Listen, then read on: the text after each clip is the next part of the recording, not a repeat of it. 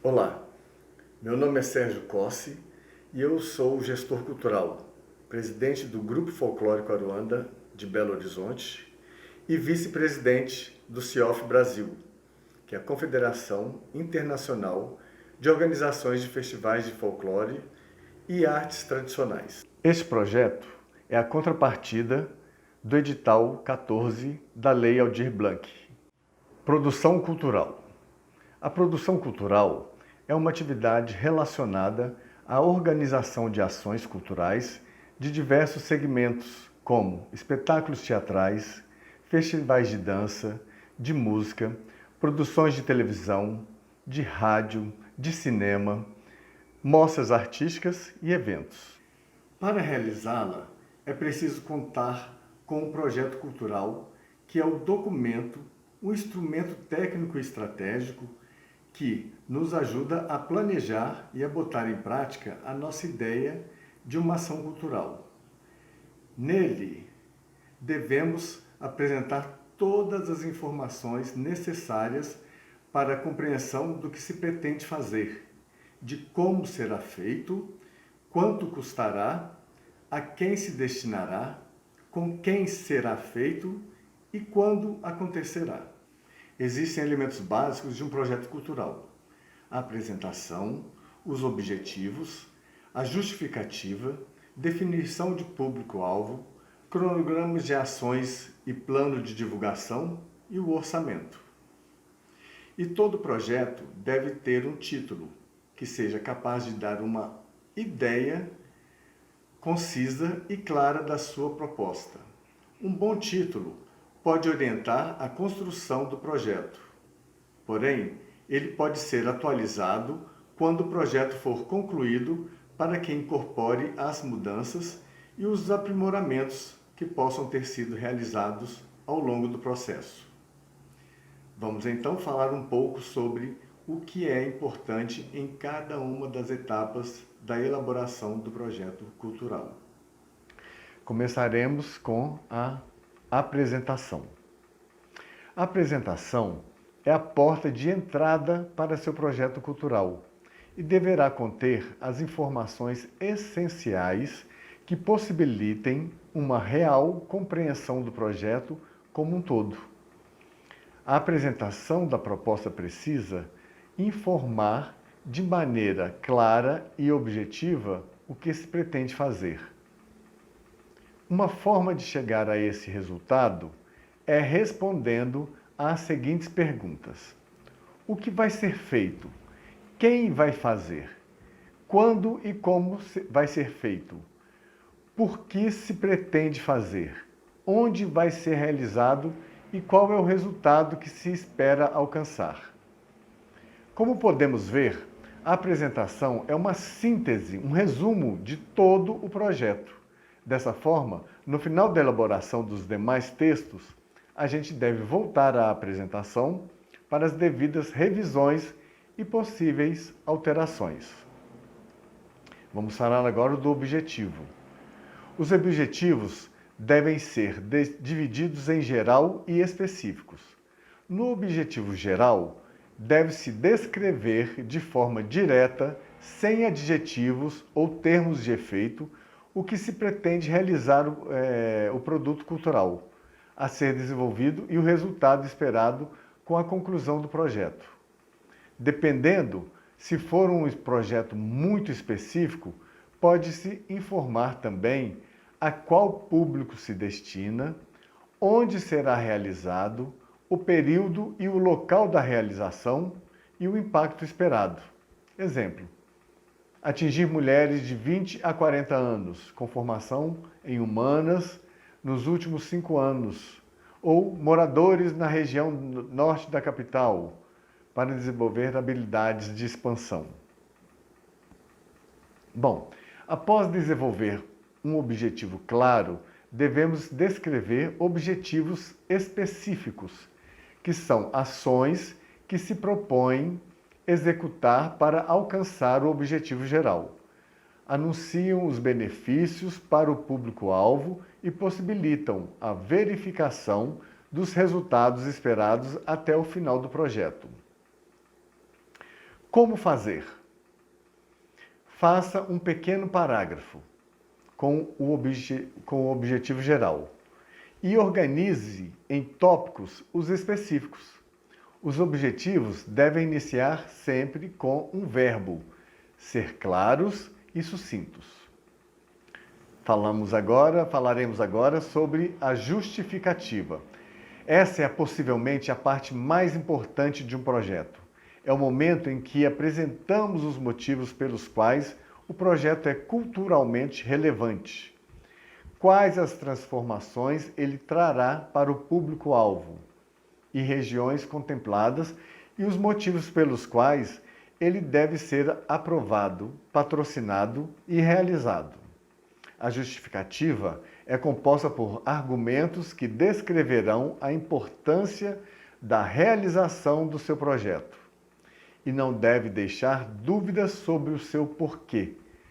O fim a que se destina, devendo convencer da necessidade e relevância dos objetivos propostos.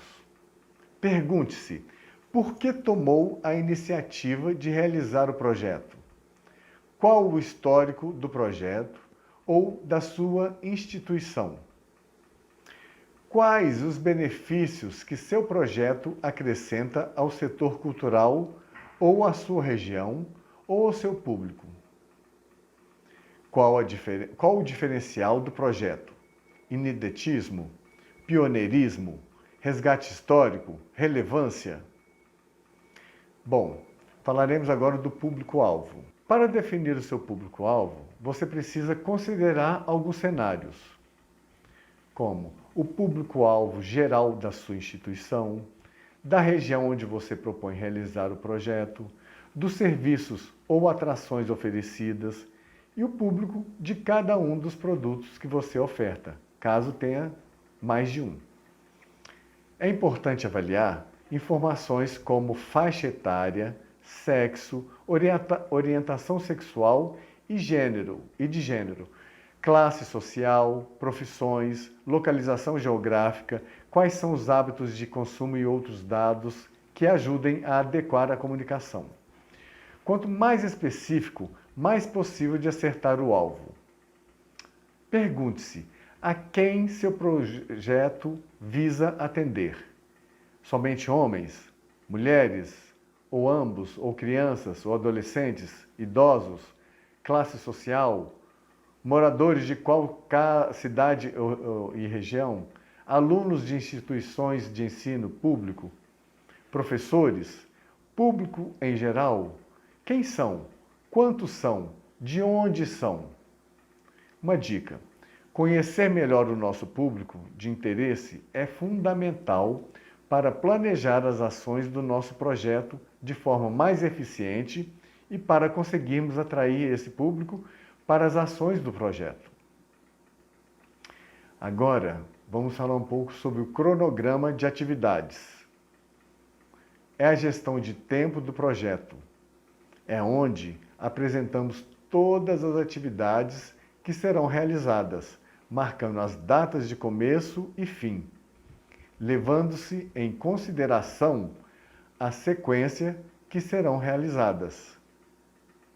Quando dividimos um projeto em uma linha de tempo, conseguimos ter uma visão geral de tudo que será preciso para concretizá-lo em relação aos outros recursos, né? Os recursos financeiros e os recursos profissionais.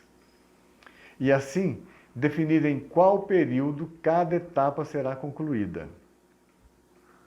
A construção bem estruturada desse instrumento, além de nos proporcionar uma visão clara, objetiva, sequenciada e completa de todo o trabalho a ser realizado para atingir o objetivo, também possibilitará que a execução ocorra da forma segura e mais próxima possível do previsto. E com os procedimentos continuados de controle e monitoração, poderemos realizar os ajustes necessários para que o projeto caminhe na direção desejada. Vamos agora falar sobre o plano de divulgação e comercialização. Planejar a divulgação do seu projeto é parte essencial para conectar o seu público de interesse com a iniciativa. Ao contrário do que muitos imaginam, divulgar ou comunicar um projeto dá trabalho. Necessita de planejamento e de ações constantes. A produção de peças promocionais, como cartazes, convites, folder, catálogo, fichas, entre outros, e possíveis associações com veículos e fornecedores para apoios, são itens importantes desse plano. Para definir que materiais utilizar na divulgação do seu projeto, é importante observar onde está o seu público de interesse e quais os meios mais prováveis e acessíveis para chegar até ele. Por exemplo, o seu projeto se passará na comunidade X, onde é normal o uso de faixas, de cartazes em pontos próximos a igrejas, centros comunitários, escolas, hospitais e supermercados. Considere a produção desses materiais pertinente para a comunicação do seu projeto. Deve-se investir ainda em um release bem elaborado para ser enviado aos veículos de comunicação, como rádio, jornal, revista e TV, em busca de divulgação como mídia espontânea, sem gastos. E, por fim, é importante prever ações de registro de projeto como fotografia e vídeo, que poderão ser facilmente divulgados e compartilhados em seus canais na internet, além de serem utilizadas para a prestação de contas. Muitas vezes é pelo retorno de divulgação apenas que um patrocinador adere a uma ideia. Se bem planejado, seu projeto e seu plano de divulgação e de mídia poderá ser o segredo para uma boa negociação e capacitação de financiamento do projeto. Não se esqueça que para colocar faixas, cartazes, você tem que ver a lei da sua prefeitura, tá bom? Falaremos agora sobre o orçamento. Aqui você deve colocar absolutamente todos os custos para a execução do seu projeto, todas as necessidades técnicas para a produção e execução das atividades, bem como contratação de mão de obra e todos os demais serviços, equipamentos, licenciamentos, taxas e quaisquer outras contratações necessárias à viabilização do projeto. Pense nos profissionais a serem contratados, prestadoras de serviço, locações de espaços e equipamentos, materiais de divulgação, entre outros. É muito importante. Devemos colocar item por item numa tabela com descrições bem minuciosas. Normalmente contém item, descrição do item, unidade de medida, seria diária, serviço, unidade, quantidade, ocorrência, valor unitário e valor total. Cada rubrica deve ser apresentada na sua etapa correspondente do projeto. Exemplo, pré-produção, quer dizer, antes da produção. A produção, serviços administrativos, divulgação. E na execução, esteja atento às regras sobre o uso de recursos obtidos e guarde todos os registros de movimentação realizados, notas fiscais, comprovantes de pagamento, por exemplo. E atente-se ao recolhimento dos impostos. Agora, quando elaboramos um projeto para leis de incentivo à cultura, normalmente a gente se depara com mais 2 tópicos a acrescentar no projeto, no nosso projeto cultural, que são a democratização de acesso e a acessibilidade. A democratização do acesso são medidas para promover ou ampliar o acesso aos produtos ou ações culturais, em especial às camadas da população menos assistidas ou excluídas do exercício de seus direitos culturais por sua condição socioeconômica ou por quaisquer outras circunstâncias. São exemplos de medidas de democratização de acesso. Adotar preços populares ou gratuidade, ou doação de cotas de ingresso. Realizar ações culturais em locais remotos, fora dos circuitos tradicionais. Disponibilizar transporte gratuito para levar o público menos favorecido ao local do evento. Disponibilizar registros audiovisuais das atividades na internet. Doar bolsas ou estágios a estudantes da rede pública ou privada de ensino, claro, em atividades de gestão cultural ou das artes desenvolvidas na proposta. Doar parte do produto final, exemplo, CDs e livros. As instituições públicas, bibliotecas, escolas públicas, museus, entre outros. Agora, a acessibilidade. A acessibilidade e inclusão social estão intimamente ligados. É uma busca por igualdade de acesso. São medidas para promover a participação de pessoas com necessidades especiais, sejam elas de natureza da atitude física, tecnológica, informacional, comunicacional, linguística, pedagógica e outras. Ou seja, são ações e ou medidas desenvolvidas para promover a inclusão de públicos especiais, tais como pessoas com deficiências, pessoas com mobilidade reduzida e pessoas com dificuldade na linguagem. Por exemplo, são exemplos de formatos acessíveis: audiodescrição, dublagem em português, edição sonora de textos, sistema de leitura de tela, textos em braille, intérprete de Libras, texto em fonte ampliada, áudio guia com Libras, sinalização tátil no piso, medidas arquitetônicas acessíveis, entre outras.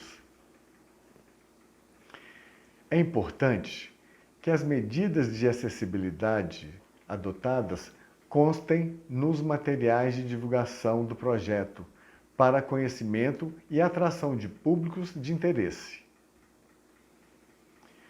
Os custos das ações de acessibilidade adotadas devem ser mensuradas e previstos na planilha financeira do projeto. Documentação. Os documentos e certidões que comprovem a regularidade da sua instituição devem estar sempre atualizados. São eles: para a pessoa jurídica, é sempre solicitado a cópia do estatuto atualizado com as normas da MROSC, que é o marco regulatório das organizações da sociedade civil. É a Lei 13.019 e devidamente registrada em cartório. Cópia da última alteração do ato constitutivo, devidamente registrado se houver. Cópia da ata de eleição e de posse da diretoria em exercício, devidamente registrada em cartório. Cópia do cartão do CNPJ, cópia da carteira de identidade do representante legal, cópia simples do cadastro de pessoa física, que é o CPF, do representante legal, cópia do comprovante de endereço da sede da pessoa jurídica em nome do empreendedor. Caso não haja, e em alguns casos é aceito, documento de endereço em nome do representante legal, sendo aceitos também documentos bancários, comerciais e públicos. As CNDs, que são as certidões negativas de débito municipal, estadual e federal. A CND trabalhista, a certidão de regularidade do Fundo de Garantia por Tempo de Serviço, que é o FGTS. Além desses, ao apresentar um projeto cultural, é preciso buscar alguns documentos específicos do projeto que podem ser termo de cessão de espaço, carta de anuência dos artistas, dos parceiros, dos curadores, palestrantes, enfim. Termo de cessão de direitos autorais, termo de cessão de direitos para uso da imagem, formulário de capacitação, projeto pedagógico, caso tenha alguma ação formativa, oficinas, palestras. É importante ter a ficha técnica, o sinopse do espetáculo. Currículo específico na área cultural, tanto da instituição como de seus diretores e ou responsáveis pela execução do projeto. Clipping, que são as reportagens de jornais, divulgação de outros eventos, fotos, vídeos, entre outros, que comprovem as atividades informadas nos currículos. É muito interessante que a gente sempre invista nas redes sociais, porque as redes sociais também são um documento de comprovação. Agora, o financiamento de projetos. Uma das maiores preocupações dos gestores de projetos culturais, normalmente, é sempre como e onde captar recursos. E aqui vamos falar das principais possíveis fontes de recursos disponíveis para projetos culturais.